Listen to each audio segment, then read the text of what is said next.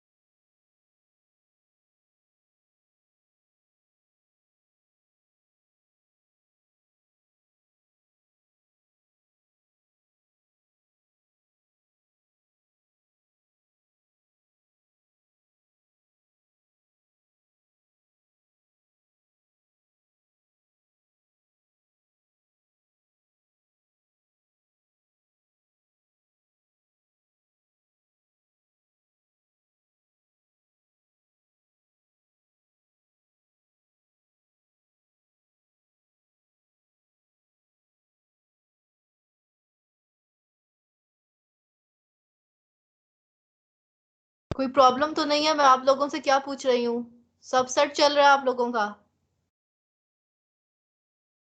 चलो फिर शुरू करते हैं। लास्ट टाइम हमने कहाँ पे खत्म किया था?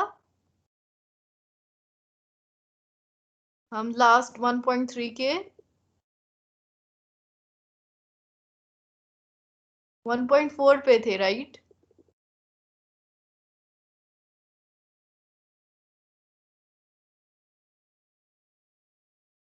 हेलो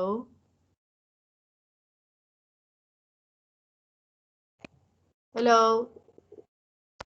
बेटा, हमने कहाँ पे खत्म किया था?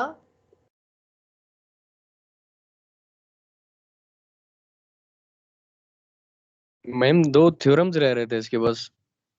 1.4 के। जी मैम। लास्ट 2 थे, अच्छा।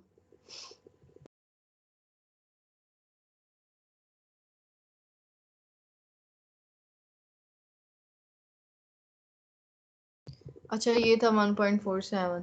अब देखो, हमने लास्ट टाइम पढ़ा था कि कंप्लीट सब स्पेसेस क्या होती हैं। कंप्लीट सब स्पेसेस वो वाली सब स्पेसेस होती है जिसमें जब भी कोई कॉची सीक्वेंस आप लोकेट करो वो उसके अंदर कन्वर्जेंट होता है। दैट्स अ कंप्लीट सब space.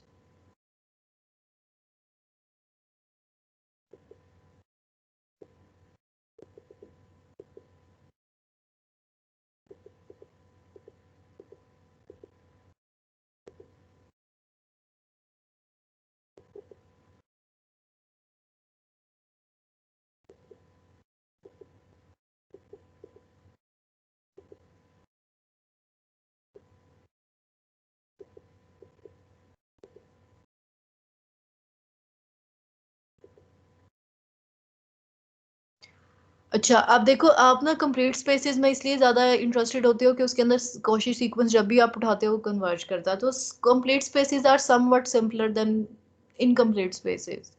They are somewhat simpler to deal with के उसमें आप ट्राई करते हो कि सीक्वेंस को एटलीस्ट कॉशी प्रूव कर सको कि ताकि उसकी कन्वर्जेंस जो है वो ऑटोमेटिकली एस्टेब्लिश हो जाए। ठीक है, तो अब हमने ये थ्योरम प्रूव करना है। ये थ्योरम अब ऑब्वियसली फिर हमें कुछ कंप्लीट और इनकम्प्लीट स्पेसेस को आपस में अलग अलग करने के लिए कोई टूल होता है ना, जिसकी हेल्प से आप करते हो कि यार ये इनकम्प्लीट है वो इनकम्प्लीट है।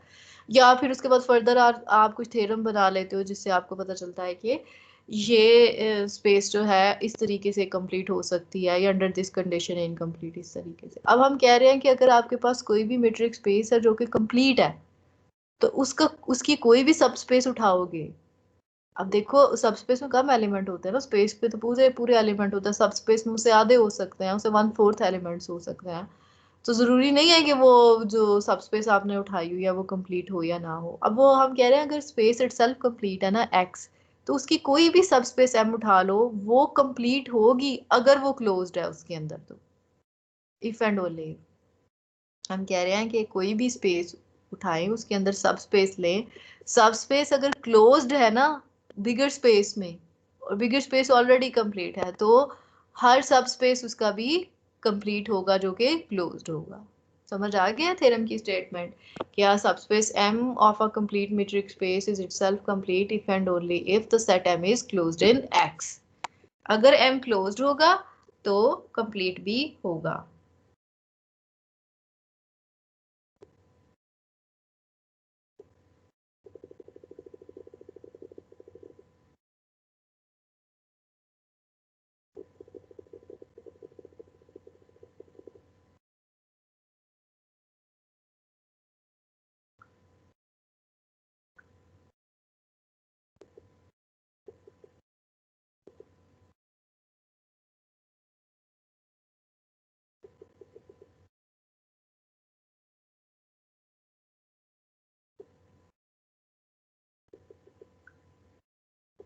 ठीक है। अच्छा, इसको आपने प्रूव करना है। Let M be complete. M आपके पास कंप्लीट, अगर आप कंसिडर करो X तो ऑलरेडी कंप्लीट मैट्रिक स्पेस है, M उसका सबसेट है, हम कहते हैं M इज कंप्लीट। अगर M कंप्लीट है तो हमने प्रूफ क्या करना है कि M is closed in X। ठीक है, तो क्लोज प्रूफ करना है। हम उसके क्लोजर में से एक एलिमेंट उठाते हैं M के क्लोजर में से। तो क्लोजर में से अगर उठाया तो तो किससे बिलोंग करता है, या तो वो M से बिलोंग करेगा या फिर वो M का लिमिट पॉइंट होगा। ठीक है, तो in both cases there is a sequence x n. Last time हमने पढ़ा था कि जब भी M क्लोजर से कोई एलिमेंट बिलोंग करता है तो there is a sequence x n in M which converges to X। ठीक है, वो X को कन्वर्ज करेगा। सिंस X, अब देखो चूंकि कन्वर्ज कर रहा है, every convergent sequence is Cauchy, ये हमने प्रूव किया है, every convergent sequence is Cauchy. चूंकि वो X को कन्वर्ज कर रहा है, since Xn is Cauchy, converge कर रहा है तो Xn कॉशी होगा। ठीक है, और M जो है कंप्लीट है। अब देखो x जो था M क्लोजर से बिलोंग करता था, there is a sequence xn in M which converges to X। अब हमें नहीं पता x M से बिलोंग करता है या नहीं करता। अगर x M से बिलोंग कर जाएगा तो इसका मतलब ये है कि M क्लोजर का एलिमेंट M से बिलोंग कर गया है, तो इसका मतलब M जो है वो कंप्लीट है। हमारा गोल ये है कि x को M से बिलोंग करा दें। एक्स एन चूंकि कॉशी है और एम कंप्लीट है, हर कॉशी सीक्वेंस इसके अंदर ही कन्वर्ज करेगा, इससे बाहर कन्वर्ज नहीं करेगा। हेंस चूंकि लिमिट यूनिक है, एक्स एन ऑलरेडी एक्स को कन्वर्ज कर रहा था और लिमिट यूनिक है, तो जो है वो लिमिट एक्स किसको बिलोंग करेगी, एम को बिलोंग करेगी। चूंकि पहले ऑलरेडी वो एम क्लोजर से था, इसका मतलब ये है वो एम से बिलोंग कर गया, तो M closure is contained in M. So this proves that M is closed because X belongs to M closure was arbitrary। ठीक है, तो इस पे अब हमने प्रूव कर दिया कि अगर M कंप्लीट है तो M क्लोज भी होगा। Conversely let M be closed. अब हम कहते हैं कि M क्लोज्ड है। अब हमने इसको प्रूव क्या करना है कि ये कंप्लीट भी है। आपने कोई भी इसके अंदर कॉची सीक्वेंस ले लिया एक्स एन M के अंदर, ठीक है, देन ये सीक्वेंस M के अंदर है तो किसके अंदर है, X के अंदर भी है, क्योंकि M is contained in X और X कंप्लीट है। तो इसका मतलब ये है कि ये सीक्वेंस जो है वो X के अंदर भी बिलोंग करता है, तो X के किसी एलिमेंट को कन्वर्ज करेगा। अब देखो सीक्वेंस M के अंदर था, X को कन्वर्ज करता है, तो X किसको बिलोंग करेगा, X M क्लोजर को बिलोंग करेगा। ये हमने पढ़ा है ना कि X belongs to M closure if and only if there is a sequence in X M, there is a sequence xn in M which converges to X। तो we have a sequence which converges to X। तो इसका क्या मतलब है, कि वो M closure से belong करता है। ठीक है, एक्स जो है वो एम से बिलोंग करेगा। क्यों बिलोंग करेगा? क्योंकि M closure equal to M है। वो क्यों? क्योंकि एम क्लोज्ड आपने लिया हुआ है। अब आपने आर्बिट्ररी कॉची सीक्वेंस एम में उठाया था और किसको कन्वर्ज कर गया है? एक्स को एम के अंदर। तो इसका मतलब ये है कि आर्बिट्ररी कॉची सीक्वेंस जो कि एम को एम के अंदर ही कन्वर्ज कर रहा है, तो इसका मतलब ये है कि ये क्लोज्ड भी सॉरी ये कंप्लीट है। एम आपके पास कंप्लीट मैट्रिक स्पेस आ गया, कंप्लीट मैट्रिक सब स्पेस आ गया। सो अब जब भी आपने देखना है, आपने एक स्पेस कंप्लीट है तो उसकी सब स्पेस को आपने कंप्लीट करना है, तो आप कोशिश करें कि उसको कहें कि ये क्लोज्ड है।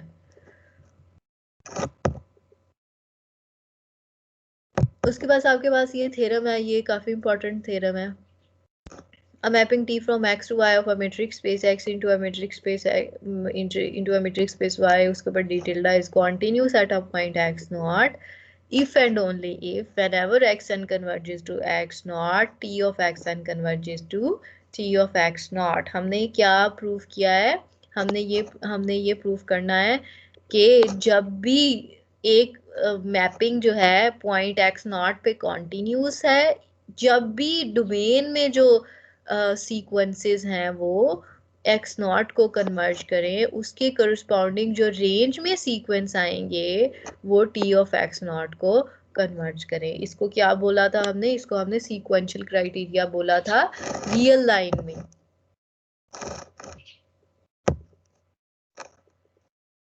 ठीक है, रियल लाइन में हमने इसको सीक्वेंशियल क्राइटेरिया बोला था।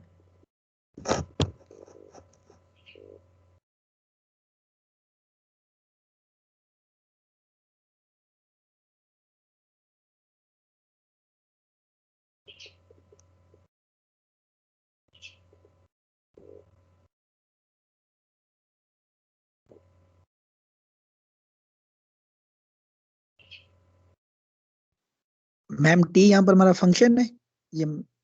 बिल्कुल, टी इसमें आपका फंक्शन है।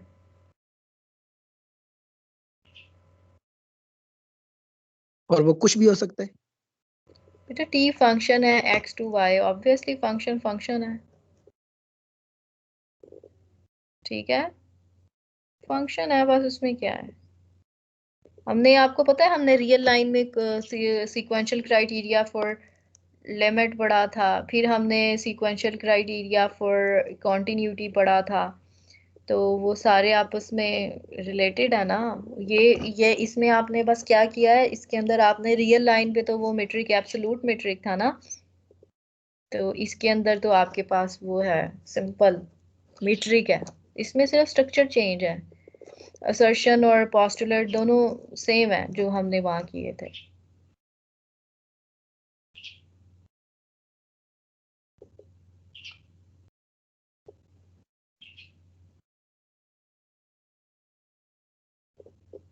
ठीक है, अब हम इसको प्रूव करेंगे। देखो अगर आपका पेपर जो है तो कह तो रहे हैं कि ऑन कैंपस ही होगा, वैसे भी जनरली भी देखो जब आप थ्योरम, ये इंपॉर्टेंट थ्योरम है।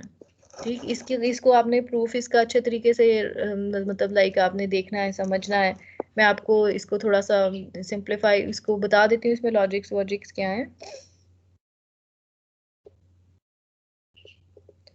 तो लेकिन ये है कि अगर स्टेटमेंट थोड़ी सी चेंज होके भी आए तो आप उसको ट्राई करते हो। ठीक है,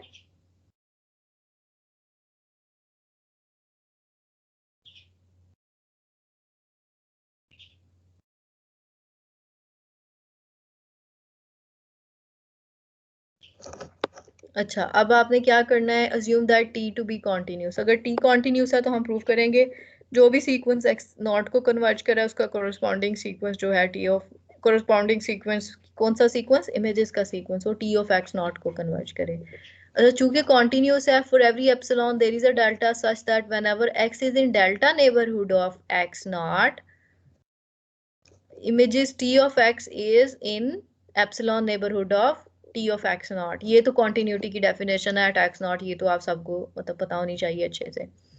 अच्छा, अब आप कंसिडर करो कि there is a sequence that converges to x. अगर x एंड x नॉट को कन्वर्ज करता है, so there is a natural number for delta positive, there is natural number n such that for all n greater than equal to n, d of x and x naught जो है वो less than epsilon है.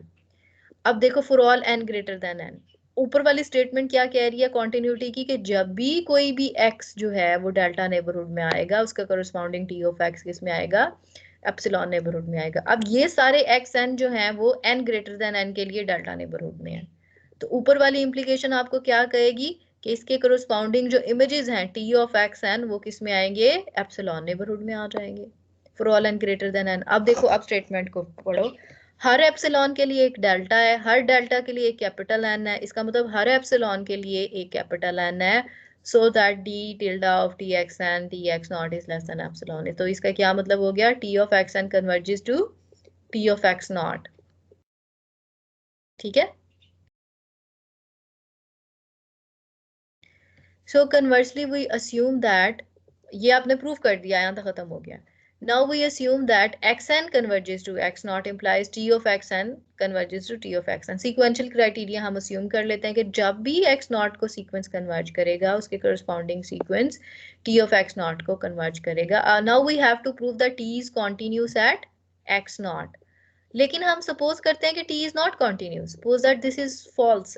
t is not continuous x naught at x naught. तो उसकी negative statement क्या होगी continuity की. Continuity क्या कहती है, हर एप्सिलॉन के लिए there is delta, so that whenever points are in epsilon delta neighbourhood, corresponding images are in epsilon neighborhood. This is the definition of continuity. Negative क्या होगी, नेगेटिव आपके पास ये होगी कि अगर आपके पास फॉर एवरी एप्सिलॉन की बजाय आपके पास एक एप्सिलॉन नेबरहुड है, कि उसके लिए जब भी आप कोई भी डेल्टा नेबरहुड ट्राई करते हो, उस नेबरहुड के अंदर कोई ना कोई पॉइंट ऐसा आ जाता है जो कि नेबरहुड में तो होता है, उस नेबरहुड में तो होता है, लेकिन उसका इमेज एप्सिलॉन नेबरहुड से बाहर चला जाता है.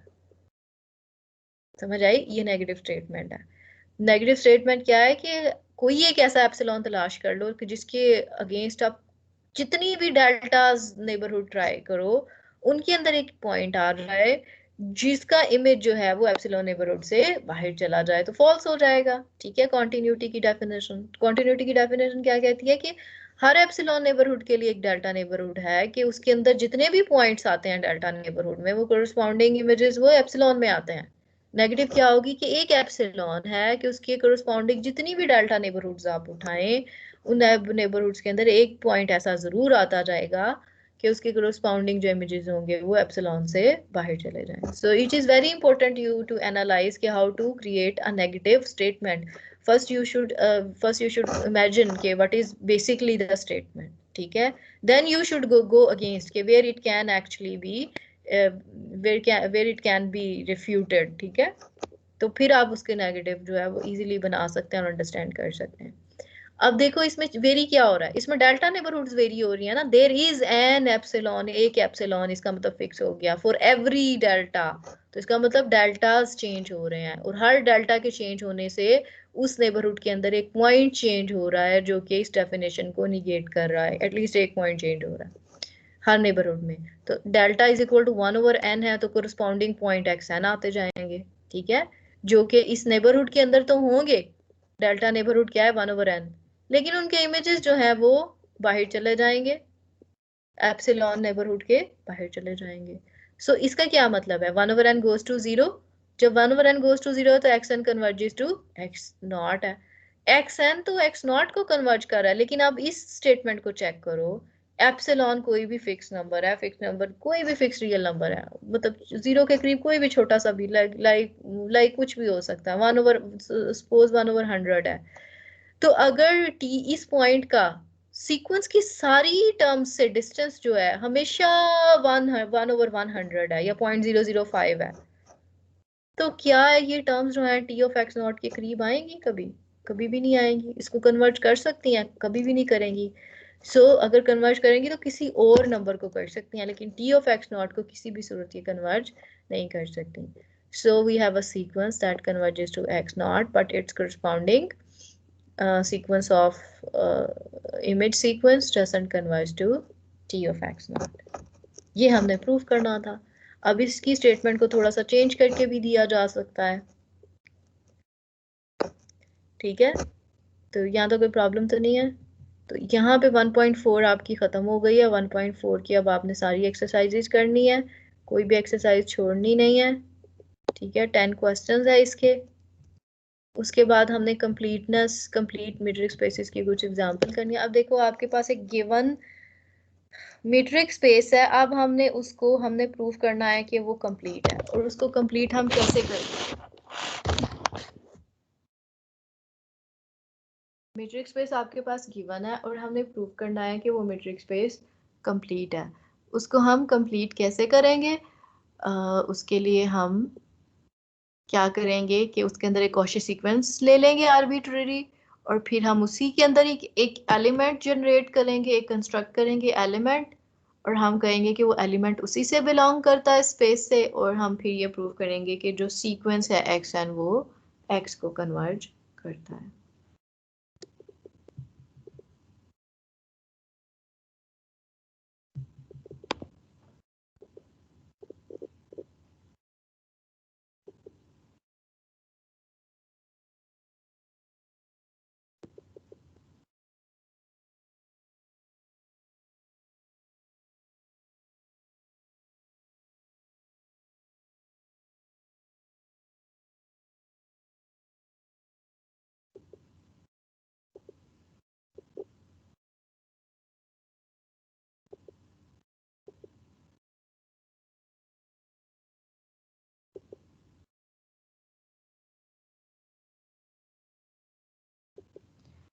ठीक है, अब फॉर एग्जांपल आपके पास स्पेस है आर एन।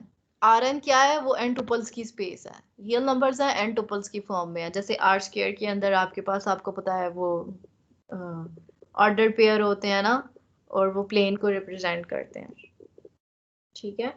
इसी तरह ये जो स्पेस है ये आर एन है, इसमें एन टुपल्स हैं। एन टुपल्स, इन इस स्पेस को आपने कंप्लीट प्रूव करना है, लेकिन आपने पहले ये चीज अस्यूम करनी है कि real line R is complete. R आपने कंप्लीट, आपने रियल लाइन को आपने रियल एनालिसिस में प्रूव किया था, जब आपने थ्योरम किया था ना, every sequence, every convergent is Cauchy and every Cauchy is convergent. तो हमने ये प्रूव कर दिया था कि रियल लाइन जो है वो कंप्लीट है। अब रियल लाइन की कंप्लीशन से हम आर एन की कंप्लीशन को प्रूव करेंगे।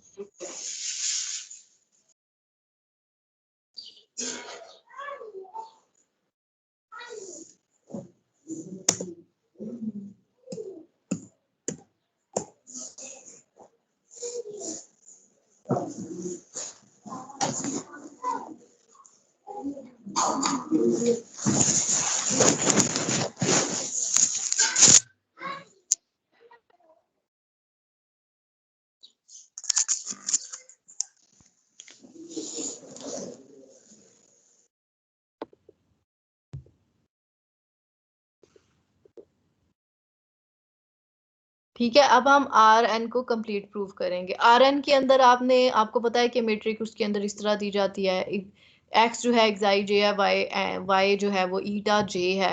दोनों एन टुपल्स हैं, कोरिस्पॉन्डिंग ऑर्डिनेट्स को माइनस करके स्क्वायर रूट लेते हैं, ठीक है। तो ये आप इसके ऊपर मैट्रिक भी हमने जो है वो डिफाइन कर ली थी। अब with respect to this metric this space is complete.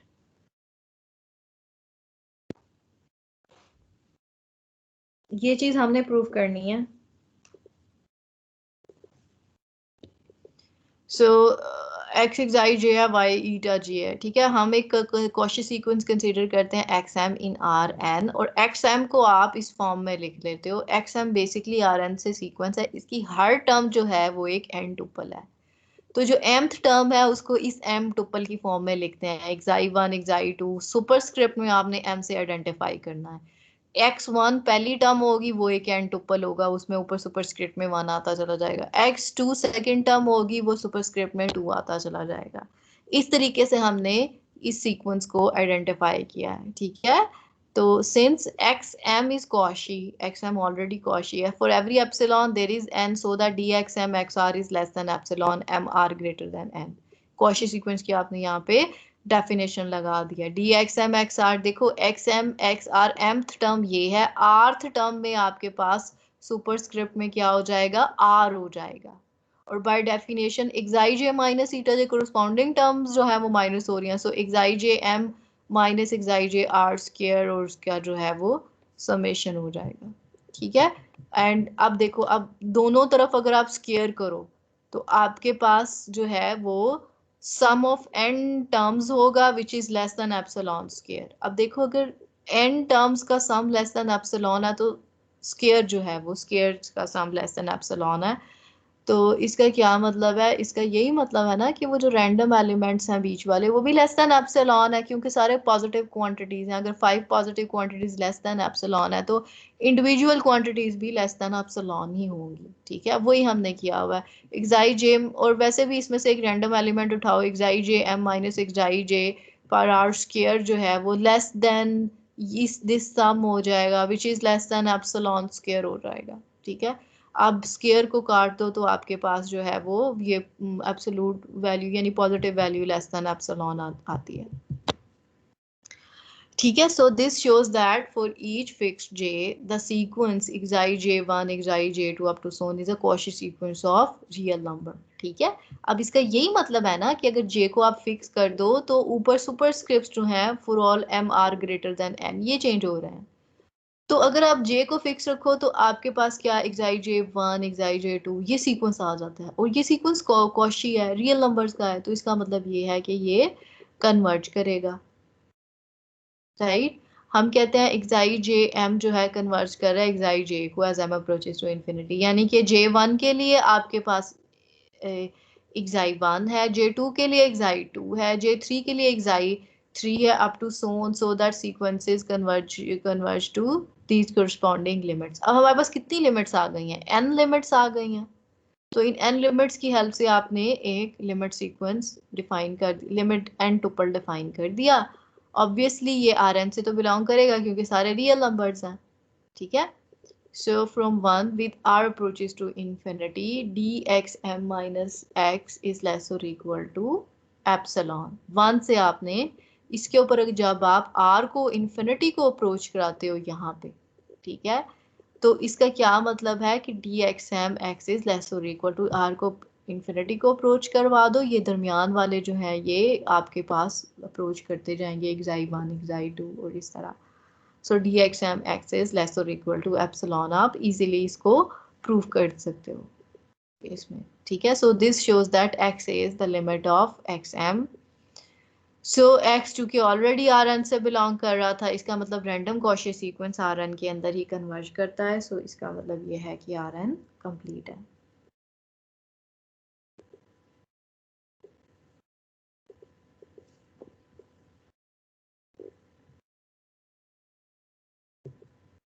ठीक है, उसके बाद L इंफिनिटी इज कंप्लीट। अब L इंफिनिटी के अंदर आपके पास क्या है, L इंफिनिटी के अंदर आपके पास सीक्वेंसेस हैं जो कि बाउंडेड हैं, जो कि सॉरी कन्वर्जेंट है, बाउंडेड नहीं कन्वर्जेंट। L इंफिनिटी के अंदर आपके पास वो सीक्वेंसेस हैं जो कि कन्वर्जेंट है।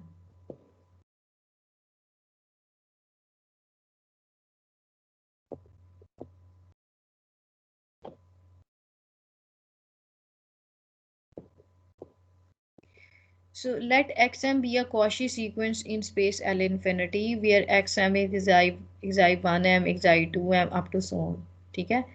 Since the metric on L infinity, metric इसके ऊपर ये डिफाइन है, वो सुप्रीमम है, कोरिस्पॉन्डिंग एलिमेंट्स का x अगर xi j है, y अगर ईटा j है, तो कोरिस्पॉन्डिंग टर्म्स का डिफरेंस लेके उनका सुप्रीमम लिया हुआ, ठीक है।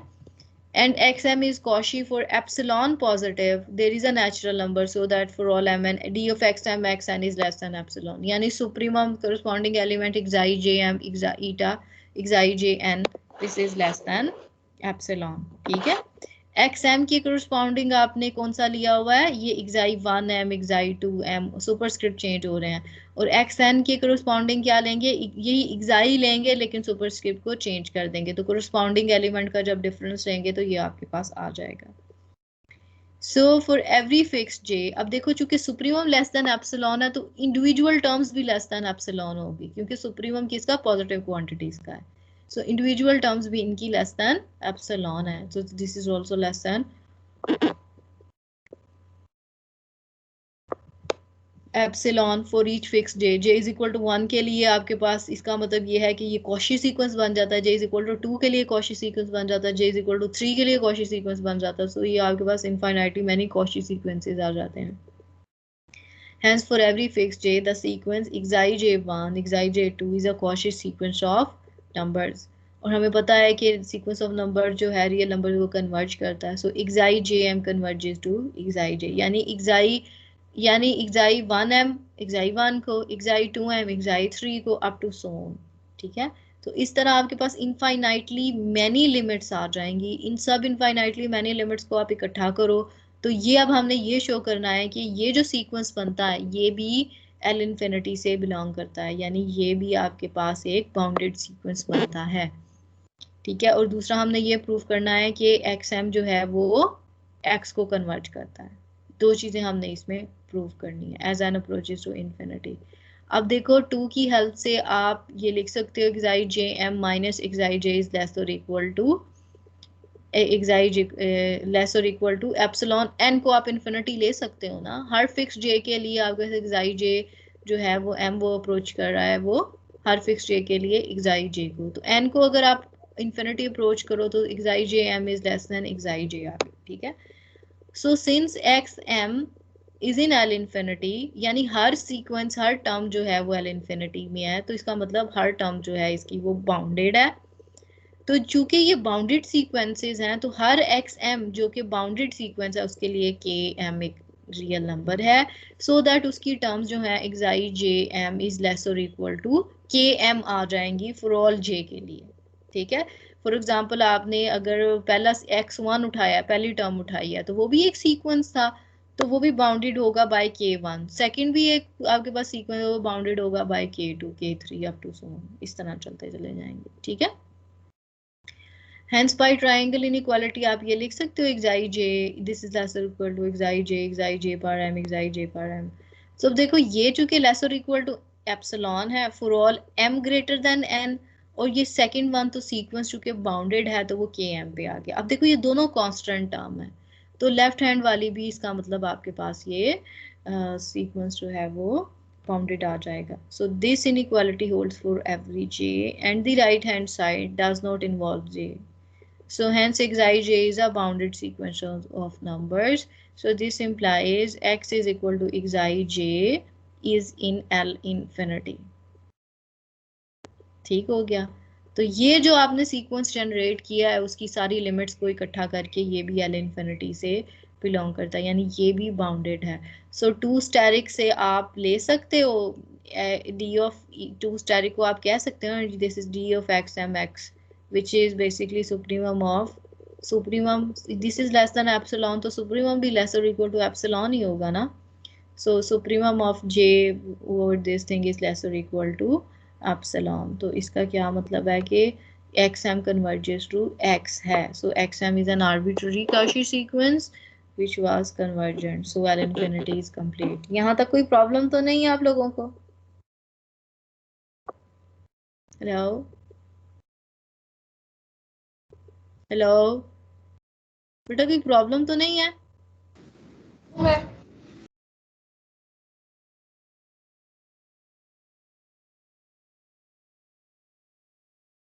No problem.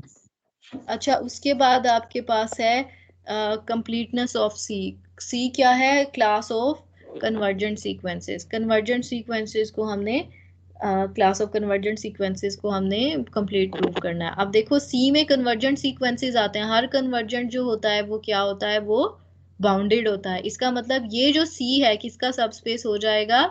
एल इन्फिनिटी का सबस्पेस हो जाएगा।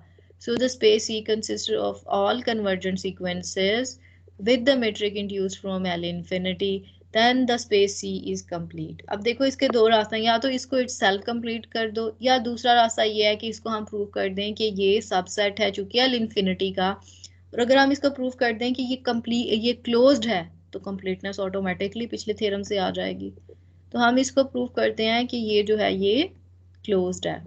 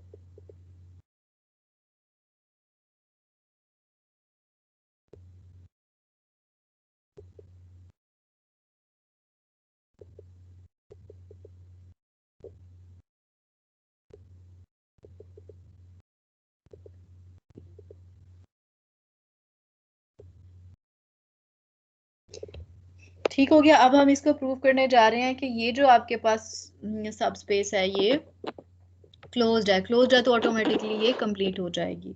C is a subspace of L infinity and we show that C is closed in L infinity, so that completeness actually follows from the previous theorem which we have recently discussed in this lecture. So we consider any x which is equal to xij which belongs to C closure, any element which belongs to C closure. Since C जो C है उसके अंदर सारे sequences हैं जो कि convergent sequences हैं, उसके क्लोजर से अगर हमने एक एलिमेंट उठाया तो वो भी एक सीक्वेंस होगा। ठीक है, क्योंकि इसमें सारे एलिमेंट्स किस फॉर्म में है, वो सीक्वेंस की फॉर्म में है, तो जो क्लोजर का एलिमेंट है वो भी एक सीक्वेंस होगा। चूंकि क्लोजर में से उठाया है तो सीक्वेंस एक्स एन होगा सी के अंदर, सीक्वेंस ऑफ सीक्वेंसेस होगा ये। सी के अंदर एक सीक्वेंस होगा एक्स एन और उसको आपने आइडेंटिफाई किया है एक्साई जे पर एन से उसकी टर्म्स को। ठीक है, एक एक्स एन सीक्वेंस होगा किसके अंदर, सी के अंदर, such that xn converges to x. So for epsilon positive there exists a natural number such that d of xn x is less than epsilon, epsilon over 3 उसने किया हुआ है, और d of xn x क्या था, supremum of xij minus xij। तो चूंकि supremum इसके अंदर इन्वॉल्व हो रहा है वो ग्रेटर और equal to this random element हो जाएगा। ठीक है, एक्स एन एक्स को खोलोगे तो ये क्या आएगा, ये चीज आ जाएगी, इसके साथ सुप्रीमम आ जाएगा, सुप्रीमम ओवर जे एक्साई जे पर एन माइनस एक्साई जे। ठीक है, so in particular for N is equal to capital N, आप एन को यहाँ पे कैपिटल एन दे सकते हो, वो लेस देन वो भी एप्सिलॉन ओवर 3 हो जाएगा।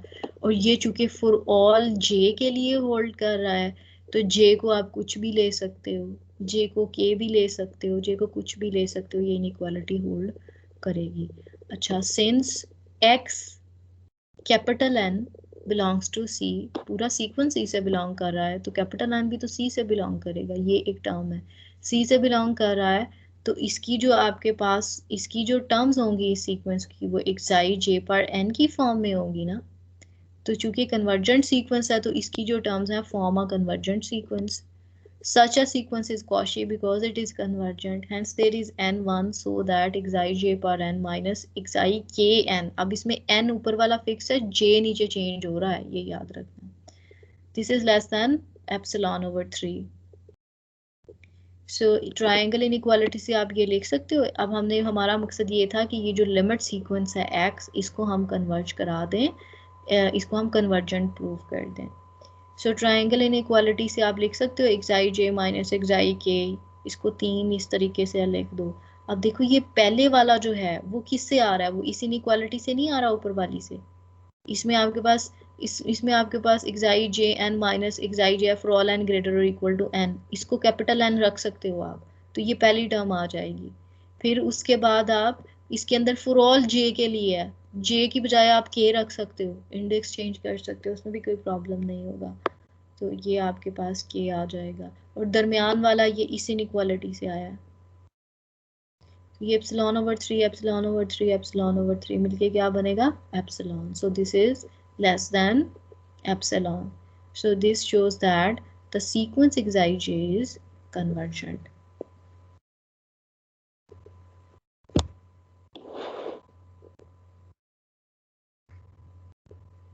Hence x belongs to C. Since x belongs to C, closure was arbitrary. This proves closeness of C in L infinity. इसका मतलब ये है कि ये जो स्पेस है ये क्लोज है L infinity में, ये हमने प्रूव कर दिया। So hence it is complete. Completeness of LP आपने खुद करनी है, ये आपका होमवर्क है। इसको भी आपने ना खोल के, जैसे पीछे वाले सारे थ्योरम्स आप खोल के लिखेंगे ना, जितने मैंने आज पढ़ाए हैं 5 थ्योरम्स जो हैं वो सारे खोल के उसके नोट्स बनाए, उसका एक एक पॉइंट समझ के लिखें, जो नहीं आता वो मुझसे पूछ लें। इसी तरह एल पी की भी जो है वो कंप्लीटनेस आपने खुद करनी है, इसको छोड़ना नहीं है। ठीक है, इसकी कंप्लीटनेस भी आपने खुद करनी है। आगे वाली completeness of C a b और इनकम्प्लीट स्पेसेस ये हम नेक्स्ट टाइम मैं आपको करा दूंगी। ठीक है, आज के लिए और ये 2 थ्योरम रह गए हैं 1.5 के, ये हम नेक्स्ट टाइम करेंगे, ठीक है। और 1.5 भी आपकी कंप्लीट हो गई है। अब आपने 1.5 तक सारी एक्सरसाइजेज करनी है, और जो एक्सरसाइज नहीं होती वो मुझसे पूछना है। पहला चैप्टर यहाँ तक खत्म हो गया, 1.6 हम नहीं करेंगे, ठीक है। तो आप 1.5 तक सारी जो है वो क्वेश्चंस आप करो, और 1.5 के 2 थ्योरम्स रह गए हैं, वो मैं आपको कल करा दूंगी। कल 2-3 बजे आपकी क्लास लूंगी, ठीक है। इसी तरह आधे पौने घंटे की, ठीक हो गया। तो कल देखेंगे। बाकी आप क्वेश्चंस कर रहे हो, आपको किसी को कोई प्रॉब्लम तो नहीं है क्वेश्चंस में सॉल्व करने में, कोई किसी में उस दिन? एक आपकी क्लास के मेरे ख्याल आबिद ने ही एक दफा कुछ पूछा था, और तो आप लोगों में से किसी ने कभी कुछ पूछा नहीं है। नेक्स्ट लेक्चर में मैम पूछेंगे। अच्छा, पक्की बात है, चलो ठीक है। चलें आप ये आप तैयार करें, और नेक्स्ट टाइम फिर डिस्कस करते हैं। 1.5 तक आपने क्वेश्चंस करने हैं, वो सॉल्व करना शुरू कर दें एक्सरसाइजेस, ठीक है। उतना काम पाइल अप ना करें। Okay ma'am. ठीक है, चले मैं ना यहीं पे इसको कंक्लूड करती हूँ, फिर इंशाल्लाह कल ट्राई करती हूँ कि कल आपका एक और लेक्चर ले लिया जाए, ठीक है। ओके मैम, अल्लाह हाफिज। चलें ठीक है, ओके, अल्लाह हाफिज।